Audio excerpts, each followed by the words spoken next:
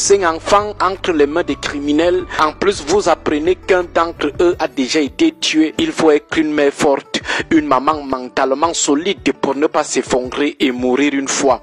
Jusqu'à la soirée de mardi, c'est-à-dire avant-hier, les Camerounais aux longues bouches s'habituent, champions en critique, ne disent rien. Même sur leur page Facebook, même pas un message de soutien aux victimes, même pas un message de condamnation. Les spécialistes de tout, spécialistes en longue bouche, ne disent rien.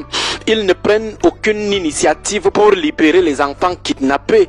Ils ne font rien pour demander à l'État de prendre toutes ses responsabilités. Mardi soir, après qu'Equinox ait donné la parole à la maman en direct chez Serge Alain Autou, Equinox ce soir, le blogueur Zumento qui apprend que les terroristes ne réclament plus 50 millions mais plutôt 5, décide de mettre son aura et sa grosse communauté de followers à contribution pour voir comment cotiser 5 millions. Le lendemain, donc avant-hier, avant 6 heures du matin, la cagnotte est à plus de 5 millions. Plus les 500 000 du candidat Issa Chiroma Bakari, les contributions sont à plus de 6 millions. Tout ça en moins de 8 heures de temps. En toute transparence, le jeune blogueur transfère le coup de cœur des Camerounais à la maman des 5 enfants. Voilà un jeune homme qui devrait avoir plutôt une terrible amertume vis-à-vis de tout ce qui est camerounais à cause des mauvaises conditions de son départ de ce pays, qui décide en moins de 8 heures de mobiliser une grosse somme pareille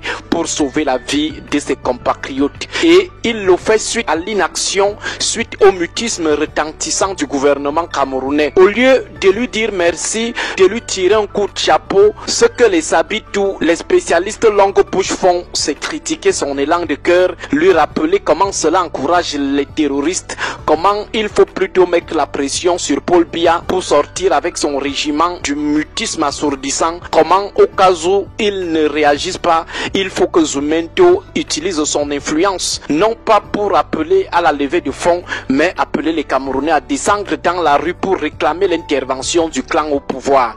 Voilà des individus qui depuis jeudi dernier n'ont rien foutu ni pour aider la pauvre maman, ni pour contribuer à la libération de 5 enfants. Voilà des individus qui depuis qu'ils sont nés n'ont jamais mis leur 1 franc dans une cause collective, même pas donné 50 francs à un mendiant. Voilà des individus qui n'ont jamais acheté un cahier de 32 pages à un enfant inconnu, même pas un bonbon à un enfant qui n'est pas de leur famille. Voilà des individus qui ont un franc en main très brutal, des individus qui ne pensent qu'à leur progéniture. Ce sont eux qui viennent critiquer l'action de Zumento et celle de toutes les âmes de bonne volonté qui ont sacrifié leur 1 franc pour aider la pauvre famille. Des individus qui n'ont jamais aidé un grand-père ou une grand-mère avec une charge au village. Ce sont eux qui viennent jouer les Sabitou. Des gens extrêmement chiches et nombrilistes. Ils disent qu'en payant la rançon, on ravitaille les terroristes. Ok, on attend donc le jour où les terroristes attraperont leurs propres enfants pour appliquer cette politique de zéro rançon aux terroristes. Ils disent qu'il fallait plutôt mettre la pression sur le gouvernement camerounais. On a vu comment eux-mêmes depuis jeudi dernier mettent la pression. On voit aussi comment les autistes de Yaoundé cèdent à cette pression. Ceux qui disent que Zumento devait plutôt utiliser son aura pour faire descendre les Camerounais dans la rue. Ceux-là n'ont pas de bouche, ils n'ont pas de compte Facebook pour appeler les Camerounais à descendre dans la rue.